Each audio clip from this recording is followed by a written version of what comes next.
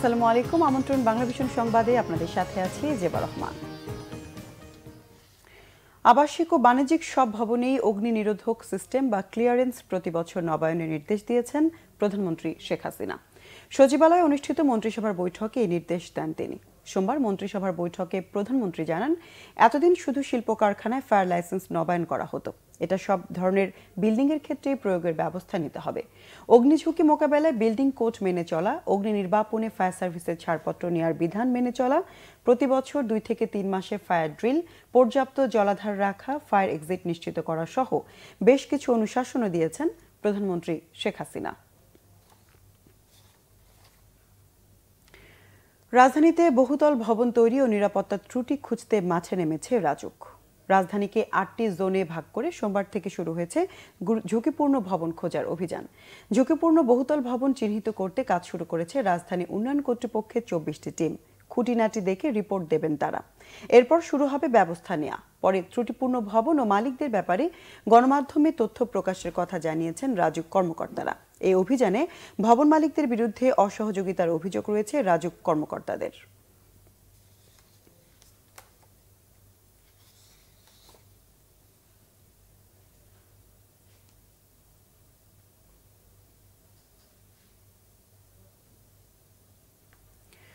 অবৈধ ভবনের বিরুদ্ধে বনানীতে রাজুকের অভিযান চলছে। সংবাদ সংগ্রহ করছেন আমাদের সহকর্মী মুহিবুল্লাহ মুহিব। সরাসরি কথা বলবো তার সঙ্গে। মুহিব, এখনো পর্যন্ত রাজুকের দল কি কি অনিয়ম পেয়েছে?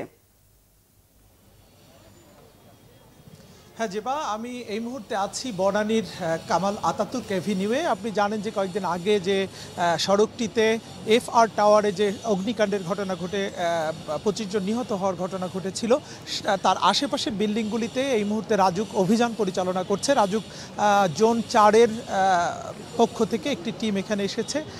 মামুন মিয়া এই নেতৃত্ব দিচ্ছেন রাজুকের পরিচালক।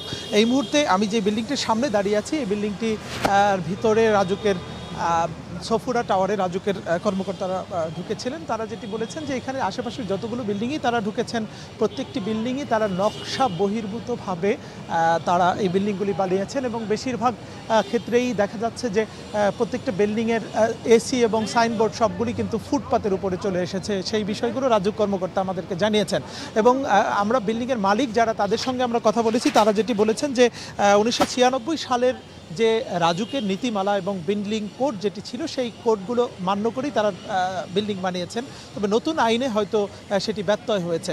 তবে রাজুক যে কর্মকর্তা যেটি বলেছেন যে না, 96 সালের যে নতুন যেই নীতিমালা ছিল, সেই নীতিমালাও তারা কোনো কোনো অংশে সেই নকশা বহির্ভূতভাবে তারা সামনে এবং পেছনে জায়গা না ছেড়ে এই বিল্ডিংগুলি গড়ে তুলেছেন।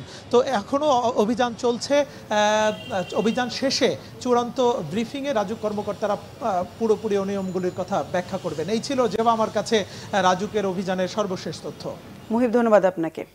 দর্শক, বনানী থেকে সঙ্গে ছিলেন সহকর্মী মুহিবুল্লাহ মুহিব।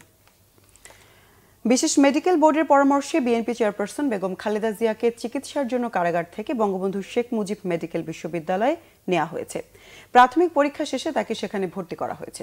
চিকিৎসার জন্য সোমবার বেলা 12:30টার দিকে পুরান ঢাকার নাজিমউদ্দিন রোডের পুরাতন কেন্দ্রীয় কারাগার থেকে বঙ্গবন্ধু মেডিকেল বিশ্ববিদ্যালয়ে নেওয়া হয় বিএনপি চেয়ারপারসন বেগম খালেদা জিয়াকে। এ সময় হাসপাতাল ও এর আশপাশের এলাকায় মোতায়েন করা হয় বিপুল সংখ্যক পুলিশ। বিএনপির মহাসচিব মির্জা ফখরুল ইসলাম আলমগীর সহ বেশ কয়েকজন নেতা হাসপাতালে উপস্থিত ছিলেন। বিশেষ মেডিকেল বোর্ডের ডাক্তারি পরীক্ষা শেষে বেগম জিয়াকে হাসপাতালের কেবিনে স্থানান্তর করা হয়। হাসপাতালের পরিচালক brigadier general doctor AK Mahbubul Haq জানান, বেগম জিয়ার হাত পায়ের জয়েন্টে ব্যথা আছে, ডায়াবেটিস বেড়েছে, ঘুমও কম হচ্ছে। দর্শক, এ ছিল এখনকার মতো। পরের সংবাদ দুপুর 2টায়। এর আগে 1টায় রয়েছে নিউজ টপ 10, দেখার আমন্ত্রণ রইল। এছাড়া ফেসবুকে বাংলাভিশন সংবাদ সরাসরি দেখতে লগ ইন করতে পারেন facebook.com/বাংলাভিশনে। এতক্ষণ সঙ্গে থাকায় ধন্যবাদ সবাইকে।